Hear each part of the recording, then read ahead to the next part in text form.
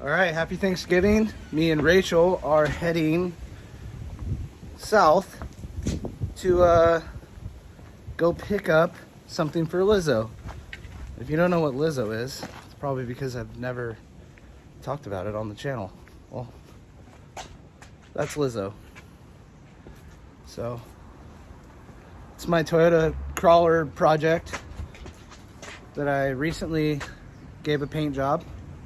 $81 Rust-Oleum, and I started working on it. So put some new wheels and tires, just kind of running through stuff, new dash, a bunch of stuff in the interior. It's got a long way to go, but it's a running, driving crawler project. I have some pretty good plans for it, but today I'm gonna go get a new bed because I was gonna try to save this bed. It's not bad, it's just cut a little bit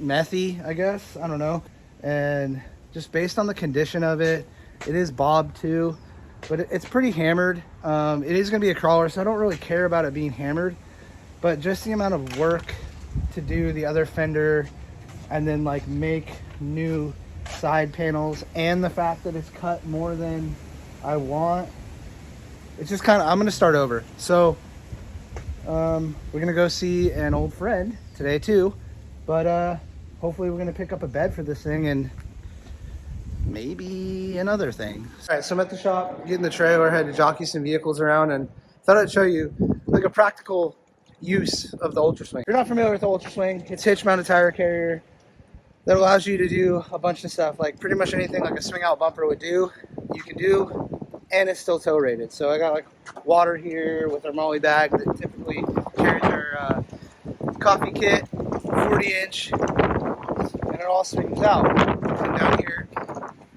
So we built in a secondary swinging hitch, so this swings with the tire and everything else. So typically our bike rack would go there, and then your main hitch receiver is tow rated. So you don't move it.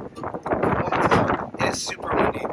But anyway, that was like a big part of the utility that we wanted to build into the UltraSwing. Is when you put something in your hitch like a tow ball, you can't put anything else. So that kind of, it's use case by use case.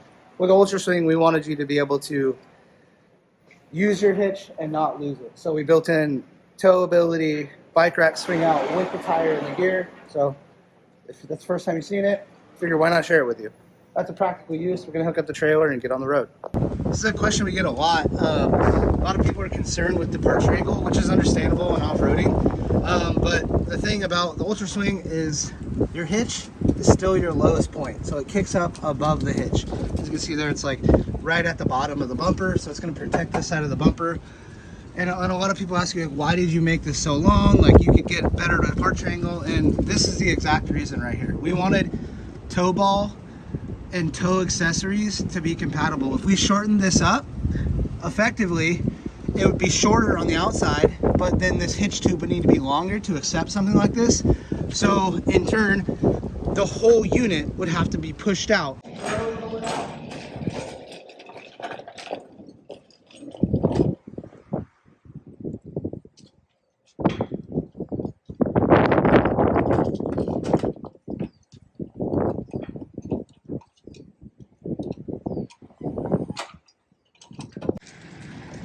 All right, got this thing all hooked up. Let's hit the road.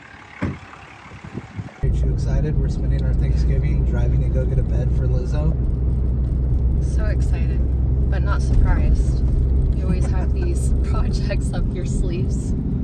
Are you excited about the traffic? Me? Yeah.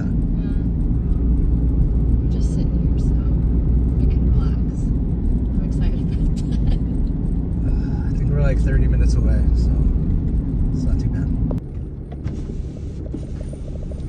What up? Nice. You want to just pull up there? Okay.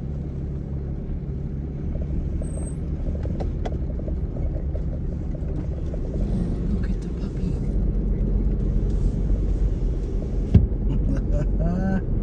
Huge dog. Yeah. Are you guys catching on? You guys recognize the old friend we're visiting? All right, Bo. How you doing? So the old friend I said we were visiting, it's actually a truck that we did a wheeling video with. But Bo is actually the guy who bought Junior Mint and She's a mess right now. is just fully into it. He is fully just doing all the stuff that I refuse to. I mean, what so far, like right now is like the big thing is like the manifold. Oh, cracked manifold within 3 weeks of having it. Blown exhaust exhaust manifold gasket as well. It's already blown a second one. The external wastegate little grommets or gaskets, 100% blown out. Put in some stainless steel ones. Now it actually puts boost down again. Now I have an issue where if you put it under full boost, it shoots out white smoke. Mm-hmm. But I think that's related to the crack in the manifold and not having enough pressure. Yeah. And then after 2,500 RPMs, it just starts eating its coolant because it's just frothing it around and boiling it. So if you guys can't tell, Bo is definitely the perfect guy for this truck because this truck just punished me. I spent way too much money on this thing. I was way too into it. In my opinion, I was upside down, and I put a lot of good time and money, and we had a lot of fun with it. But Bo is actually trying to buy this truck from the previous owner before I got it, and I beat him to it, and then made the internet mad with everything I did, and somehow continuing still to make everybody mad, even though he owns the truck now. I'm still getting shade thrown at me, but yeah, he's got it on 40s now. He's got a lot of big plans for it, so I'm stoked for us to get out wheeling, him in this and me and Lizzo. All right, so here's the truck that I'm getting the bed off of. It's clean. I'm super stoked. I think his plan for this truck is he's gonna part it out.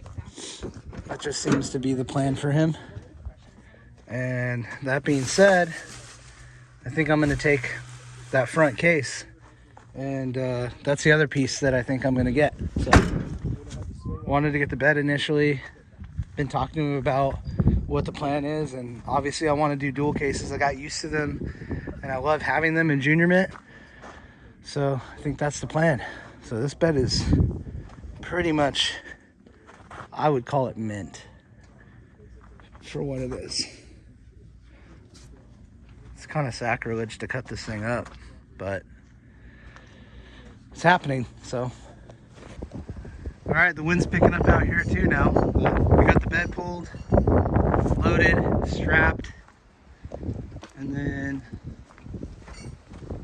I also ended up grabbing the grill from him because I have a 2-wheel drive grill, which isn't bad. It doesn't look bad at all, but it's a aftermarket half of the parts, and so that's a full OE with like one crack in it, 4-wheel drive grill, so I'm gonna take that. I would love to do this again on the new truck, but it was expensive, and I think that'll be a stage of when I eventually link that other truck.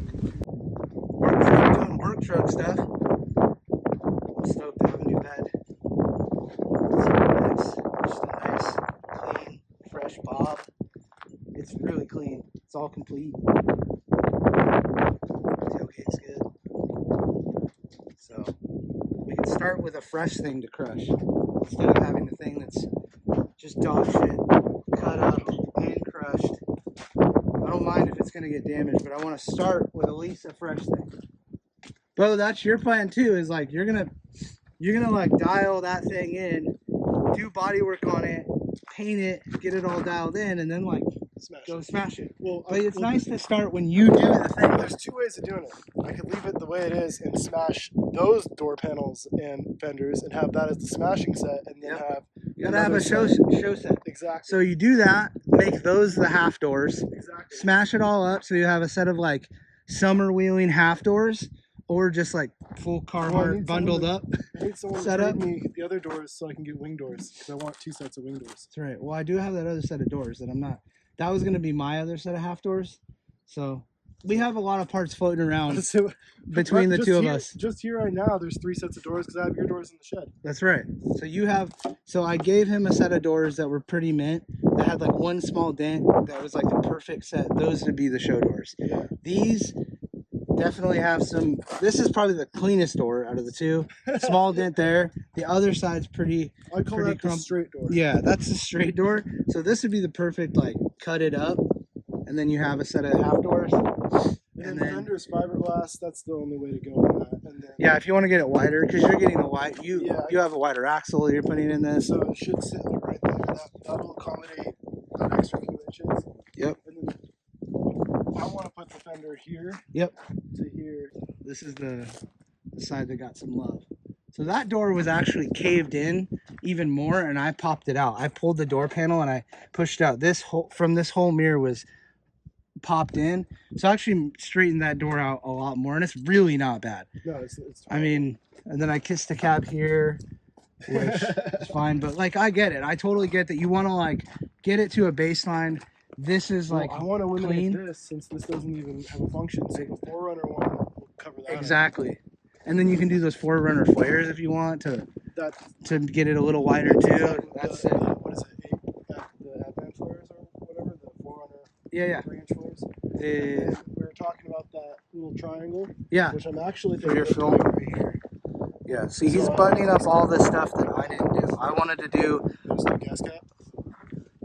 Nice. Couldn't take the falling apart one. Yeah, I wanted to do either a plate up here so you can just walk up and fill the gas, or we were talking about like move the battery over and then just do a little corner pocket here, so it's nice. So then if you got a Forerunner thing, you can just delete this and it'd just be super clean. Or if I get a Forerunner side, I can have the plate over here too. So I've thought of that. I saw a guy on Facebook Market. He had like one Forerunner side. Oh, I was talking. Yeah, I was very tempted to get it. Yeah. And I was looking at him like, sell all your other parts first, then buy more parts. Yeah, exactly. Well, word. I'm stoked for us to go through this new journey together with these trucks and then get them out. So it'll be fun. We gotta get them for King of the Hammers at least. Yeah, that's the goal. Like for me is to get that thing out to Hammers. You got to get this thing running. So that's the plan, dude. Oh, it runs enough to get there, but I want to be able to drive it to Hammers. I don't want to that's what I did last year. Yeah, last year I drove it. Or no, year before last. I didn't go last year. Year before last, the first year I had it, after it still had a bed. It didn't have all the tube work. I drove it out. So drove it out and then wheeled it all week and then drove it back home. And I was like, this is exactly like it paid for itself in like experience. Exactly. I was just like, this is exactly what I wanted to do. But also it's really cool to be able to throw a rig on the trailer when you go out wheeling and go, if I break, at least I know I'm getting home. But it is nice to be able to go do that. Experience in both ways. It's like, okay, if I bring it on a trailer, I can go hard and take it, and if it breaks, I'll bring it home. But it's also, if it's in such good shape that you could crawl it, drive it 600 miles one way, and then drive it 600 miles home, and you know it's gonna be fine. It's that confidence in the rig that it can do it. It's just like when all this cage went in, I was like, dude, I feel so much more confident in the fact that like if shit goes south and I start to go over. At least I know, like, you're safe. Yeah, you have a confidence level that is slightly reckless. No, definitely. Definitely. It gives you an over sense of confidence for sure. But then, like, the amount of money that we're into these rigs dials it back a little bit. That was my only thing. Is like, I don't want this thing to look like I didn't want it to look like a crumpled fucking aluminum can and just be shit house. It has to be a balance of it. Mm-hmm.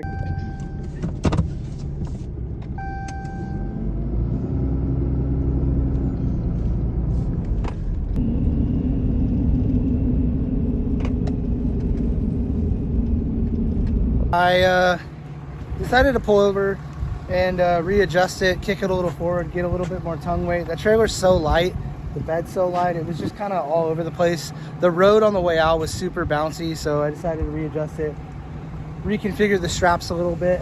But yeah, I'm super stoked. It was cool to see Junior Mint, hang out with Bo. Like I said before in the video, I mean, he's just like the perfect guy for that truck. He's super stoked. And I guess the plan is to get those things on the road and get them back together here for King of the Hammers. So we're gonna hop in the truck, sitting about an hour and a half of traffic. We're in Oceanside right now, and it's Thanksgiving. So hope you guys had a good Thanksgiving, and we'll catch you on the next one.